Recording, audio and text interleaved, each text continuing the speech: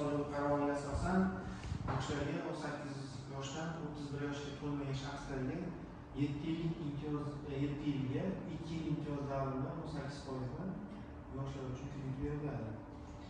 Tadbirkorlar uchun 10 milliard so'mgacha, istisno shaxslar uchun 300 minggacha garov asosida beriladi. Bunda aylan ma'lumot to'ldirish uchun 3 yil muddatga 6 oy imtiyoz davridan beriladi. Har bir viloyatga ikkitadan ishchi o'rni yaratib berish sharti bilan berilyapti. Kredit maqsadli foydalanib ishlatiladi. Har 6 oyda kvartalda maqsadli o'rganiladi. Kimda qanaqa savollar bor? Bizda bor savol. Bizda hozir xususiy korxonamiz bor. Korxonada ijaradan olish ish o'rni bor.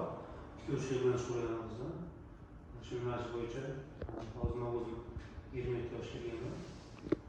Shu ishlab chiqarishimizga qanaqa kredit olsak bo'ladi, 5 yilgacha olsak bo'ladi. Hozirda 50 ta ish o'rni bor. Yana hozir 50 taga joyimiz bor, endi tashkil etilyapti. Endi korxonani kengaytirish maqsadida dasturni sotib olishingiz mumkin.